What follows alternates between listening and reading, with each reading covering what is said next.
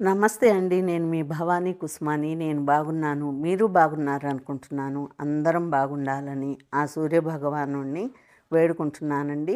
అంటే కనిపించే దైవం ఆ సూర్యభగవానుడు గదా! అందుకని ఆయన్ని మనకి ఆయురారోగ్యాలనిచ్చే దేవుడు కాబట్టి ఆయన్ని వేడుకుంటున్నానండి. తర్వాత ఎవరెవరి దేవుళ్ళను వాళ్ళు వేడుకోండి. ఇప్పుడైతే నేను చూపిచ్చేది పౌర్ణమి చంద్రుడండి. నిన్న సాయంత్రం నేను టెర్రస్ పైకెళ్ళి పౌర్ణమి చంద్రుడిని చూస్తూ వాకింగ్ చేసి, అంటే ఈవినింగ్ టైం చేస్తున్నానండి ఇప్పుడు.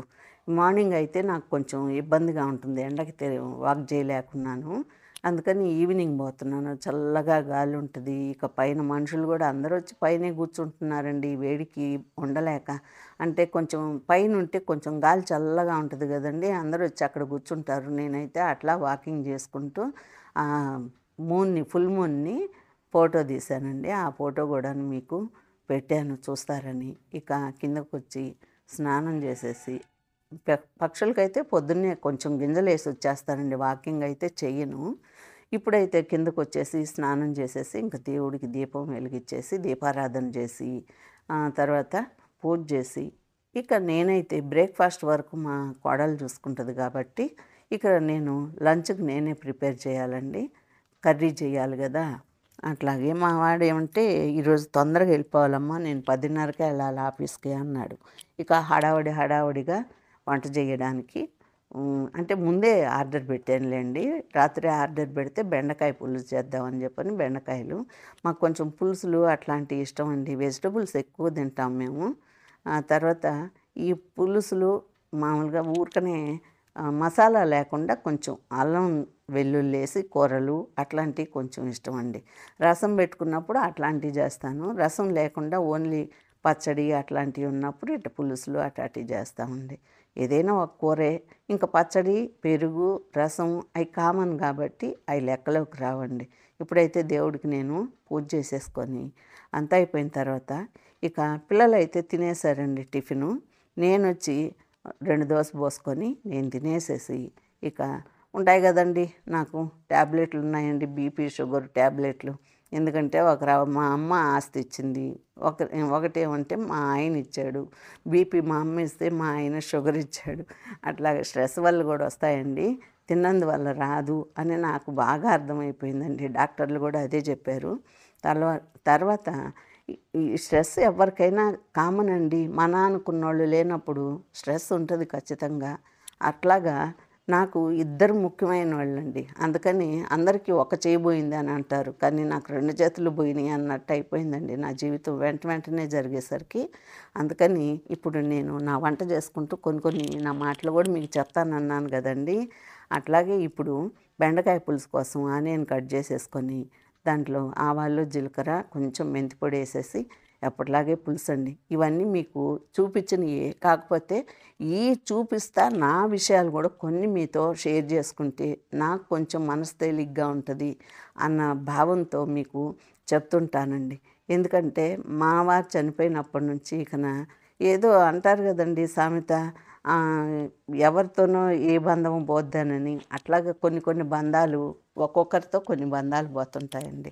మనం ఈ మానవులం కదండి, తప్పదు. ఈ బంధాలన్నీ ఎందుకంటే ఇట్లా చూపించేది ఒంటరిగా వచ్చి ఒంటరిగా వెళ్ళిపోతున్నాము అని చెప్పేదానికేనండి ఇది. ఎందుకంటే ఇది సహజంగా జరిగేది ప్రతి ఒక్కరి జీవితాల్లో. ఒంటరిగా వచ్చి ఒంటరిగానే వెళ్ళిపోవాలి అంతే, ఎంతమందిలో ఉన్నా కూడాను. పెళ్ళికి ముందు ఇప్పుడు బెండకాయలు చూడండి, 1/4 కిలో పెడితే నేను అన్నీ ముదిరిపోయినాయండి. ఇక ఈ ముదిరిపోయిన బెండకాయలని నేనేం చేయాలి, 4 బెండకాయలు బాగున్నాయి.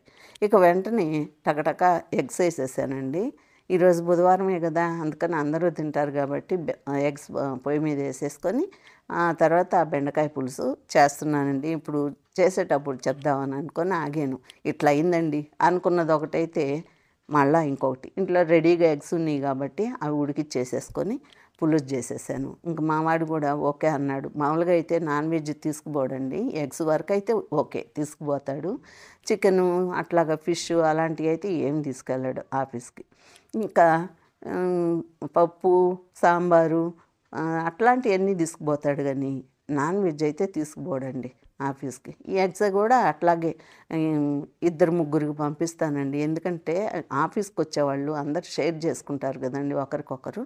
అందుకని నేనైతే ఒక రెండో మూడో పెట్టి పంపిస్తాను.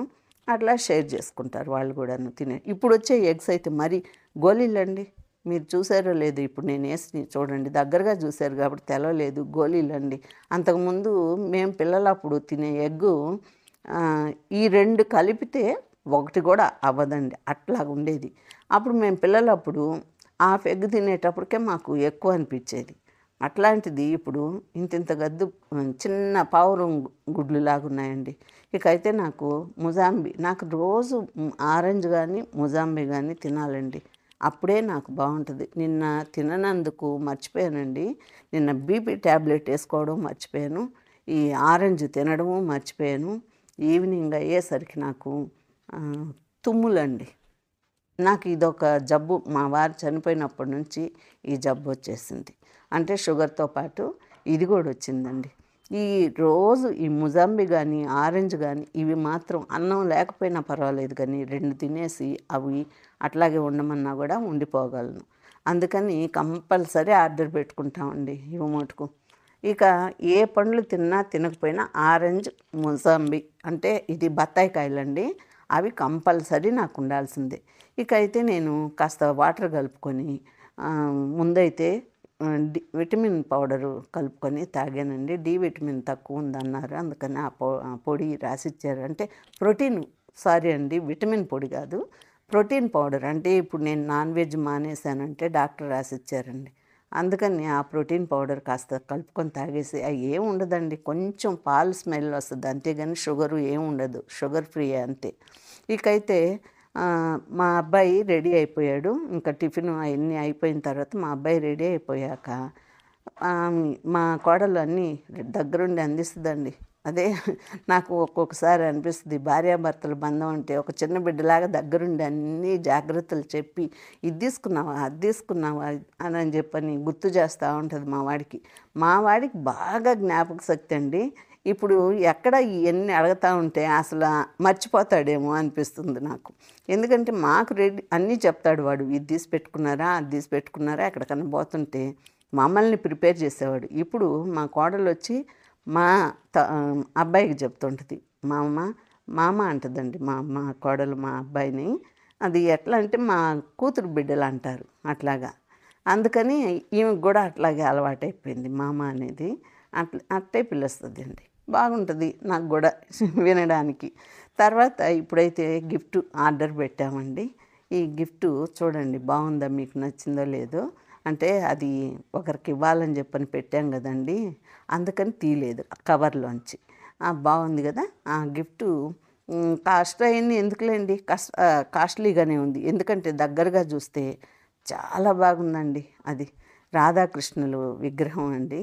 ఆ రాధాకృష్ణులు ఎంత ముద్దుగా ఉన్నారంటే అసలు నిజంగా ఎప్పుడైనా కూడాను మన కాస్ట్కి తగ్గట్టే ఉంటుందండి. అందం కూడాను, వాళ్ళు తీర్చిదిద్దడం కూడాను అంత బాగుంటుంది. నాకైతే భలే నచ్చిందండి అది. మా కోడలే ఆన్లైన్లో చూసి దాని హైటు అన్నీ చూసి నాకు చెప్పి, నాకు హైటు అవన్నీ చెప్పాను, ఇట్లాగ ఉండాలి ఎంత హైట్లో ఉండాలి అని అన్ని వివరాలు చెప్తే అప్పుడు పెట్టింది. బాగుందండి, చాలా బాగుంది. అదైతే రాధాకృష్ణులు అయితే. ఇక చూడండి నా చేతిలో ఉంది. ఆ కవర్ తీస్తే మీకు ఇంకా బాగా కనిపించేది. అది గిఫ్ట్ ఇవ్వాలని చెప్పని కవర్ తీయలేదు కాబట్టి ఇంక నేను చూపించలేను. మళ్ళీ ఎట్లున్నదో అట్లా పెట్టేసి ఇంక ప్యాక్ చేయించాలి. ఒకసారి మనం చూడాలని చెప్పని ప్యాకింగ్ లేకుండానే తెప్పించానండి. ఇప్పుడైతే రాధాకృష్ణుల్ని మళ్ళీ అందరం తీసి ఒక ఫోటో తీసేసుకొని మనం చూసుకునేదానికి ప్యాక్ చేసేస్తున్నానండి ఇప్పుడైతే. ఇక మా మేనకోడలికి ఎథనిక్ డే అని చెప్పాను కదండి, ఈరోజు చీర కట్టుకుంది. వాళ్ళకి చీరలు అలవాట్లేదు కదండి. మా పిల్లలకి మా కోడలు కూడా ఎప్పుడో కట్టద్ది ఆఫీస్కి పోయేటప్పుడు అట్టేటప్పుడు.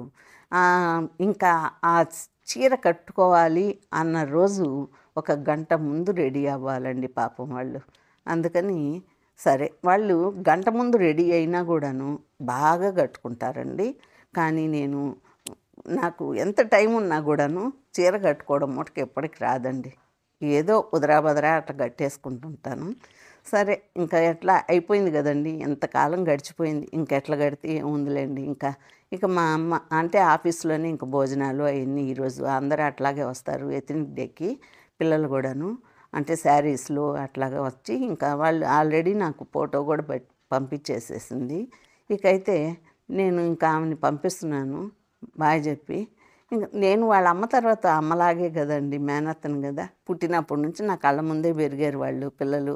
నేను చూడండి ఎట్లున్నాను. నా ముందు పుట్టిన పిల్లలేమో ఇంత పొడవునున్నారు. నేనేమో వాళ్ళ పక్కన ఇంతున్నాను పొట్టిగా అని నేను నవ్వుకుంటా ఉన్నాను. తర్వాత ఇంక లోపలికెళ్ళి బాయ్ అత్త అని చెప్పింది. నేను వచ్చేసానండి. ఈ రోజుకైతే నా పనులు ఇంతవరకు జరిగాయండి.